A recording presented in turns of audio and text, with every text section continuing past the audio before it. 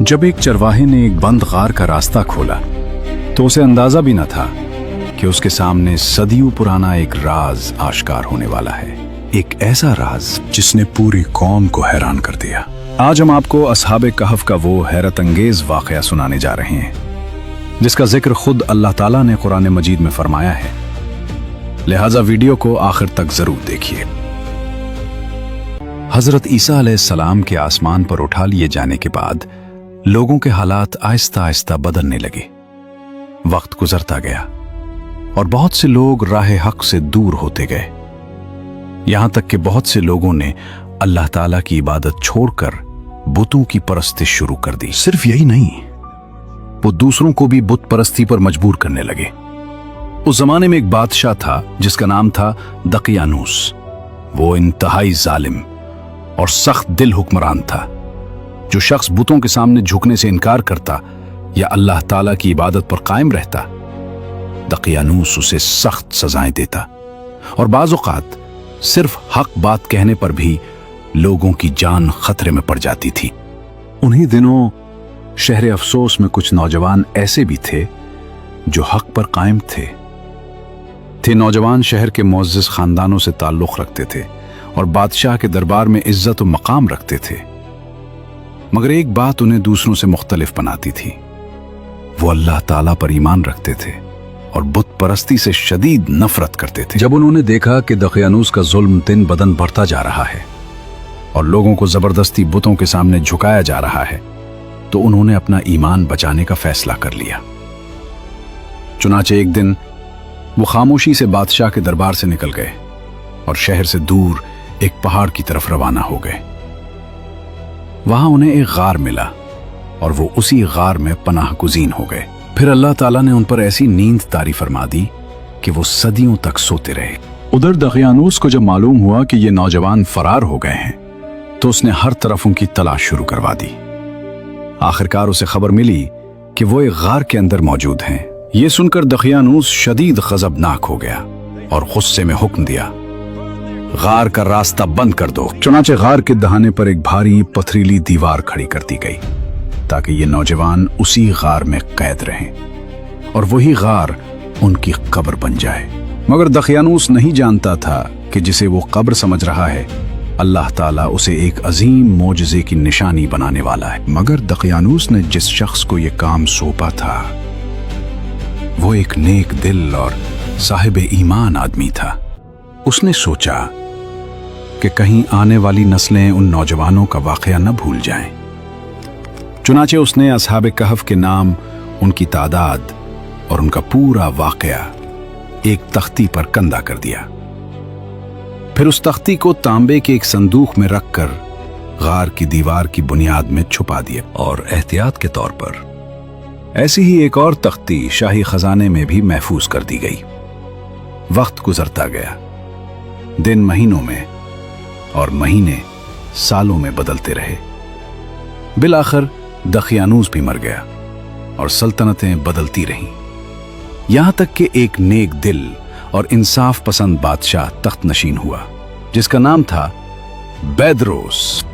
इसने बहुत शान और शौकत के साथ तवील अरसे तक हुकूमत किया, मगर उसके जमाने में एक नया फितना पैदा हो गया। बाज लोग मरने के बाद दोबारा जिंदा होने और कयामत के दिन उठाए जाने का इनकार करने लगे। जब बादशाह ने अपनी कौम का यह हाल देखा तो वो बहुत रंजीदा हुआ। तन्हाई में एक मकान के अंदर चला गया और अल्लाह ताला के हुजूर गिरी हो जारी करने लगा। वो अर्ज करता, ऐ अल्लाह, कोई ऐसी निशानी जाहिर फरमा जिससे लोगों को कयामत और दोबारा जिंदा होने का यकीन आ जाए। अल्लाह ताला ने अपने बंदे की दुआ कबूल फरमा ली। अचानक एक दिन बकरियों का एक चरवाहा अपने रेवड़ के साथ उस पहाड़ के करीब पहुंचा। उसने अपनी बकरियों को ठहराने के लिए उसी गार का इंतखाब किया और जब उसने गार के दहाने पर बनी हुई दीवार को हटाना शुरू किया तो उसे मालूम न था कि वो एक ऐसे राज को जगाने जा रहा है जो सदियों से दुनिया की नजरों से ओझल था। जैसे ही गार के दहाने पर बनी हुई दीवार गिरी, एक अजीब सी हैबत और खौफ लोगों के दिलों पर तारी होगी। दीवार गिराने वाले लोग लर्जा बरांदाम हो गए और खौफ के मारे वहां से भाग निकले।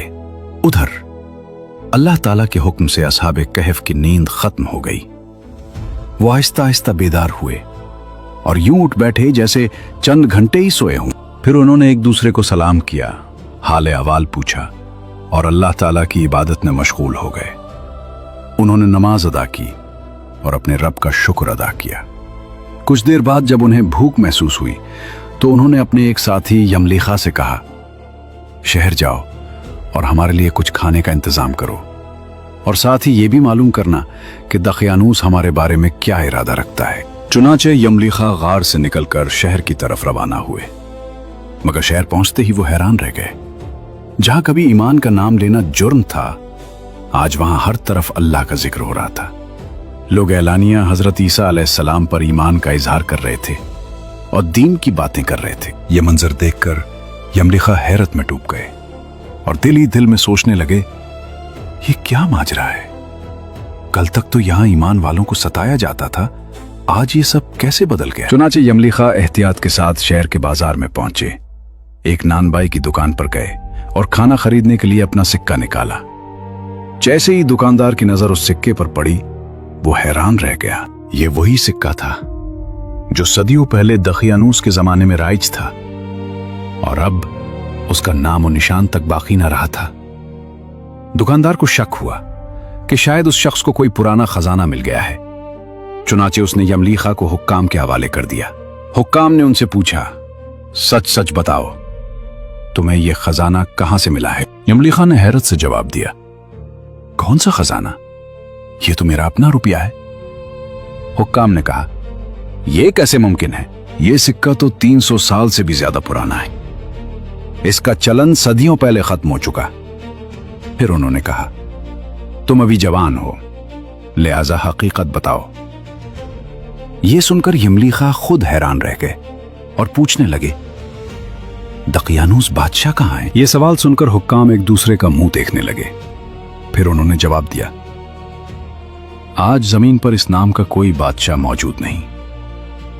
हां, सदियों पहले एक जालिम बादशाह गुजरा था जिसका नाम दकियानूस था। यह सुनकर यमलीखा की हैरत की इंतहा न रही। लेकिन हम तो अभी कल ही उसके खौफ से भागे थे, यमलीखा ने कहा।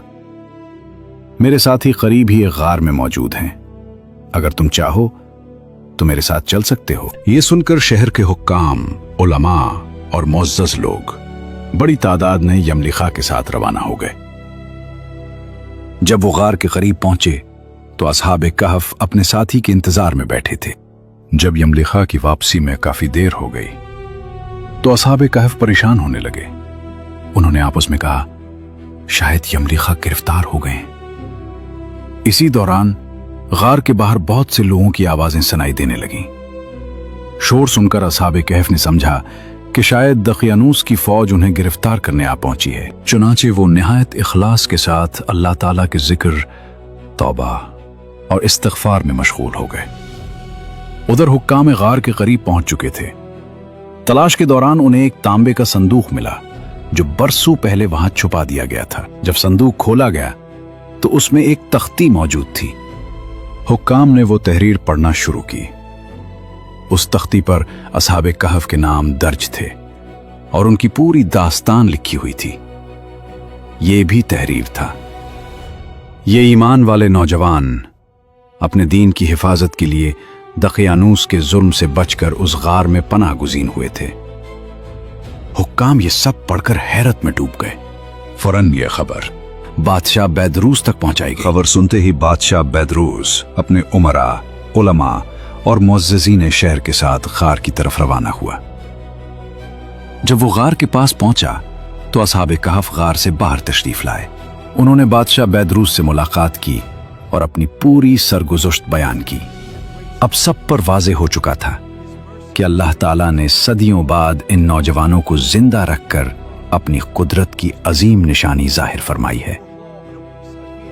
यह देखकर बादशाह बैदरूस फौरन सजदे में गिर गया और अल्लाह ताला का शुक्र अदा करने लगा। ऐ मेरे रब, तूने मेरी दुआ कबूल फरमा ली और लोगों के लिए एक ऐसी निशानी जाहिर कर दी जिससे क़यामत और मरने के बाद दोबारा जिंदा होने पर यकीन मजीद मजबूत हो गया। असहाबे कहफ बादशाह बैदरूस के लिए दुआएं करने लगे।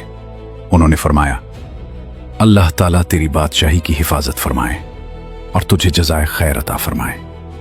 پھر انہوں نے کہا، اب ہم تمہیں اللہ تعالیٰ کے سپرد کرتے ہیں۔ کہہ کر اصحاب کہف نے سب کو سلام کیا، السلام علیکم۔ پھر وہ آہستہ آہستہ واپس غار کے اندر تشریف لے گئے۔ غار کے اندر جا کر وہ دوبارہ آرام کرنے لگے، اور پھر اللہ تعالیٰ کے حکم سے اسی حالت میں ان کی وفات واقع ہو گئی۔ جب بادشاہ بیدروس کو یہ خبر معلوم ہوئی تو وہ غمگین ہو گیا۔ اس نے ایک مضبوط اور خوبصورت صندوق تیار کروایا اور اصحاب کہف کی مقدس لاشوں کو نہایت احترام کے ساتھ اس میں رکھوا دیا۔ اللہ تعالیٰ نے اصحاب کہف کا ایسا رعب لوگوں کے دلوں میں پیدا فرما دیا کہ کسی شخص میں غار کے دہانے تک جانے کی ہمت نہ رہی۔ اس طرح اللہ تعالیٰ نے خود اپنے نیک بندوں کی حفاظت کا انتظام فرما دیا۔ اس کے بعد بادشاہ بیدروس نے غار کے قریب ایک عبادت گاہ تعمیر کروائی اور ایک خاص دن مقرر کیا تاکہ لوگ وہاں آ کر اللہ تعالیٰ کی قدرت کی نشانی کو یاد کریں۔ دور دور سے لوگ آتے اور اس عظیم واقعے کو یاد کرتے جس نے دنیا کو یہ سکھا دیا کہ اللہ تعالیٰ جب چاہیں صدیوں بعد بھی اپنی قدرت کی نشانیاں ظاہر فرما سکتا ہے۔ یہ واقعہ قرآن پاک کی سورہ کہف میں موجود ہے۔